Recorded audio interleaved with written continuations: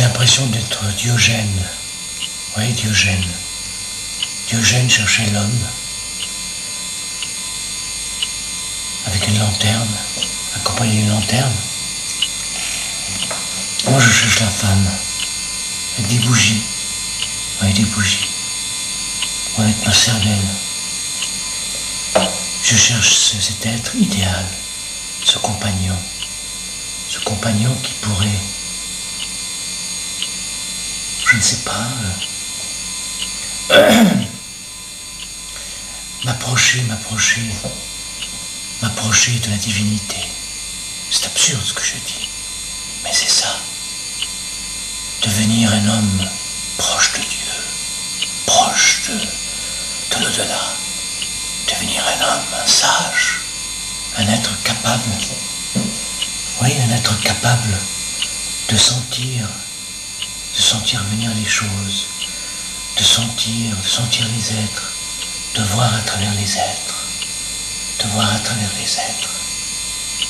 C'est pas évident de voir, d'arriver à deviner ce que les autres racontent, se racontent surtout, ce qu'ils imaginent, ce qu'ils voient. Ce n'est pas un viol psychologique, pas du tout, non. C'est essayer de capter l'autre, de voir l'autre. Oui, un cinéaste, c'est un peu ça. C'est quelqu'un, c'est une sorte de poète qui, à travers l'image, bon, bien sûr pas tous les cinéastes, à travers l'image, à travers les personnages, à travers les acteurs. En tout cas, c'est ce que je fais. J'essaie de capter l'autre, de voir à travers l'autre les paysages obscurs de son âme, et en même temps, l'âme de l'humanité. Car nous sommes tous un produit de l'humanité. Nous sommes tous le résultat d'un même produit. L'humanité. Mais, y a-t-il une femme capable? J'aime bien me regarder. Je me regarde parce que j'ai l'obsession du cadrage. J'ai l'obsession. Et là, je me vois, je me regarde. Suis-je bien cadré? Je pense toujours au cadrage de Bergman.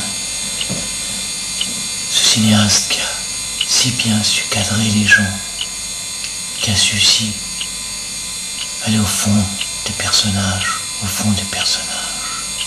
Oui.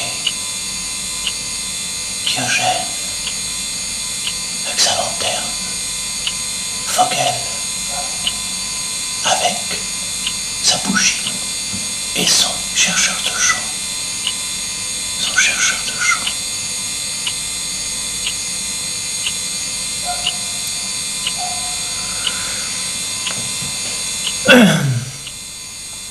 Oui, je pense, en disant ça, je me souviens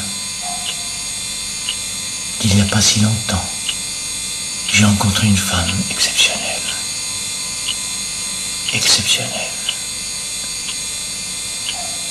Ça se passait au Tessin, à Bellinzona. Elle m'a regardé.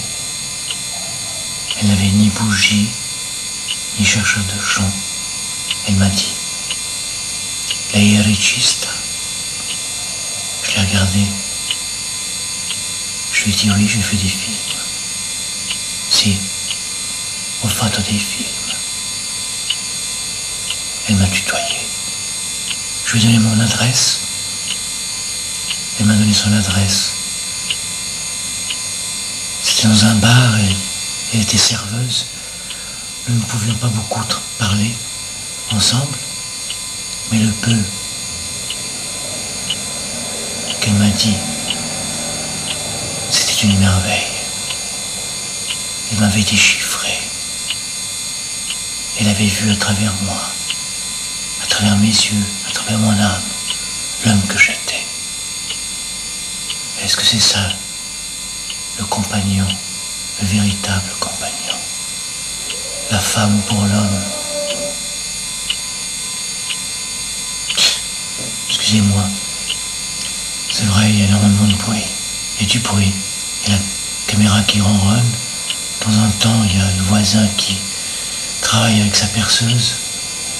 Le dimanche, il bricole. Chacun sa passion. La caméra, oui, la caméra avec son ronronnement. Le tic-tac de l'horloge. Le bruit de la ville. Tous ces bruits qui nous empoisonnent. Et pourtant, oui, ouf. Laissons ça de côté. Et si je vous parlais de cette femme que j'ai rencontrée au Tessin, Véronica. Lorsque je suis arrivé à Genève, j'ai aussitôt mis un de mes livres dans une enveloppe et je l'ai envoyé à Véronica. 3 jours après ou 2 jours après, ce qui veut dire qu'elle a aussitôt répondu, elle m'envoie une carte, une jolie carte. Et puis elle m'écrit ça. Grazie per il libro, è molto bello, lo sto leggendo con il cuore. Merci beaucoup pour le livre, il est très beau, je suis en train de le lire avec le cœur. Puis un peu plus loin, elle dit, je traduis, je mets en train de traduire, la sagesse ne consiste pas, non, la saggezza non consiste nel sapere molte cose, ma nel capire bene il poco che si sa, con la coscienza, che in fondo non si sa niente. Ça veut dire que la sagesse ne consiste pas dans le savoir de beaucoup de choses, dans le fait de savoir beaucoup de choses, mais de comprendre bien le peu que l'on sait, avec sa conscience, qu'en fin de compte, nous ne savons pas grand-chose. Et elle continue en disant « Merci beaucoup aussi pour les fugaces scintilles d'éternité que tu as irradiées tout au long de ton parcours. » Oui, c'était une lettre qui m'a énormément touché. Mais cette femme m'a touché davantage lorsque j'étais à Bellinzona.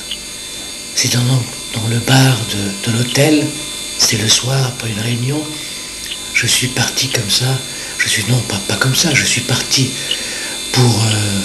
j'étais invité par une association, et il y avait toutes sortes de présidents de différentes autres associations et autres, et Véronica s'approche de moi, elle me dit, vous êtes metteur en scène? Je lui dis oui, et puis après elle se retourne vers les gens, et puis il dit aux gens, ce monsieur est un génie. Alors les gens se retournent vers moi. Il y a un type que je connaissais, il me dit, c'est vrai, tu es un génie? Je lui dis, mais j'en sais rien, c'est elle qui dit ça. C'est elle qui dit que je suis un génie. Puis elle me regarde, elle me dit, oui, tu es un génie. Tu es poète, écrivain, tu fais des films, et tu peux faire beaucoup plus de choses, beaucoup d'autres choses.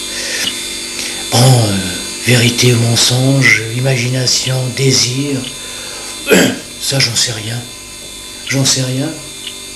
L'essentiel c'est que cette femme, avec quelques mots, elle m'a encouragé à continuer à faire des films, à continuer mon travail d'artiste.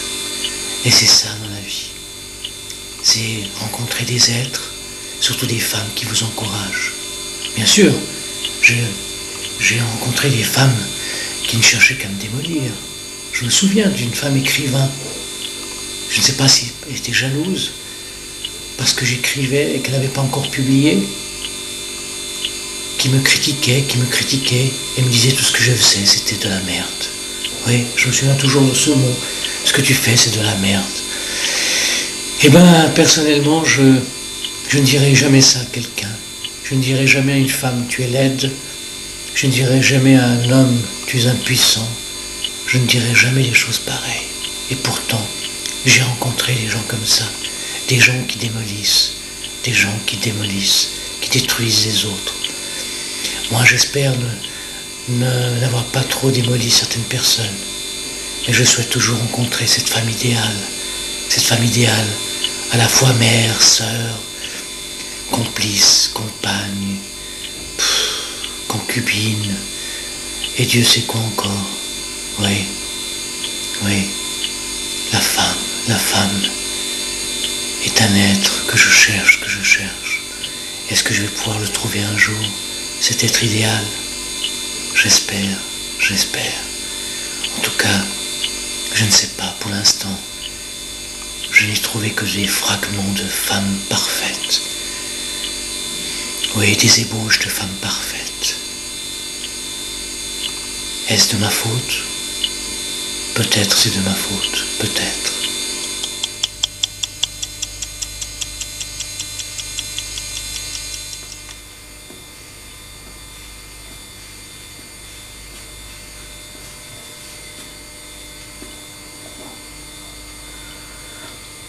Si seulement on pouvait arrêter le temps.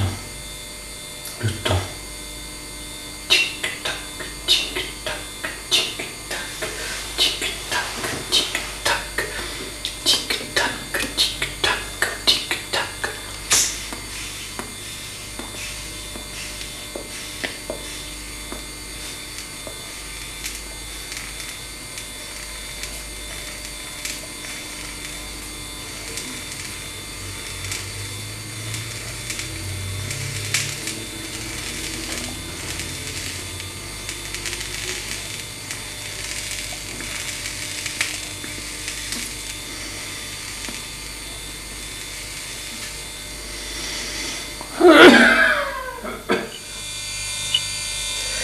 Alors, c'était une vidéo réalisée en 2 jours avec l'aide d'une caméra vidéo digitale. Et surtout grâce aux femmes que j'ai connues, disons pas toutes, mais disons grâce à